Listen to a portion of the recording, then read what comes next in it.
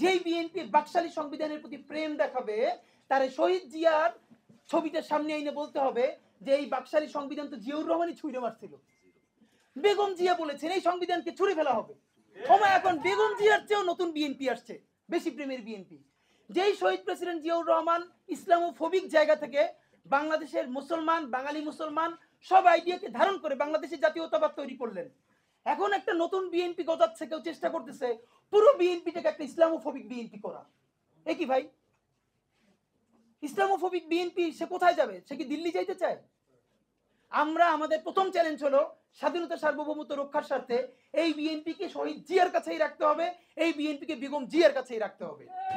Number 2, আমাদের সামনের নির্বাচনে ম্যান্ডেট কি হবে এইটা সুস্পষ্ট।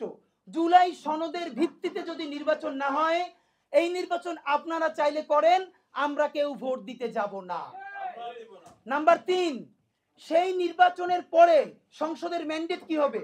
সংসদে জুলাইয়ের বর্তমান সনদে যেটা স্বাক্ষরিত হবে সবার ঐক্যমত্যের ভিত্তিতে, এটা নির্বাচনের আগে মানে সংবিধান সংশোধন করা ছাড়াই অধ্যাদেশের বলে বলে যেটা করা সম্ভব সেটা আগেই করে ফেলতে হবে এবং তাকে দিয়ে নির্বাচন করাইতে হবে।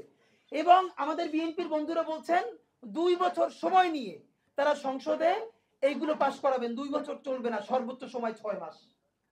সংসদের প্রথম 6 মাসের মধ্যে জুলাই সনদের সমস্ত কথাগুলো সংবিধান ইনকর্পোরেট করতে হবে। যদি পারেন নতুন সংবিধান করতে হবে, নতুন সংবিধান করতে না পারলে এইটার মধ্যে ইনকর্পোরেট করতে হবে। এবং যে উচ্চ কক্ষের কথা আমরা বলেছি এটা বলে নেই, নিম্ন কক্ষে পিয়ারের পক্ষে আমরা না, বিভিন্ন কারণেই। এটার অনেক ভালো দিক আছে কিন্তু বর্তমানে প্র্যাকটিক্যাল কম। তবে সংসদের উচ্চ কক্ষে অবশ্যই অবশ্যই পিয়ার পদ্ধতিতেই নির্বাচিত হইতে হবে।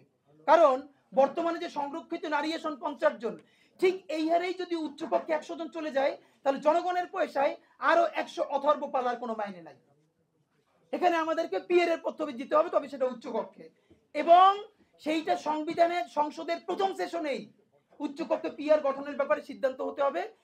এই কথাগুলো আপনাদেরকে বলার কথা ছিল।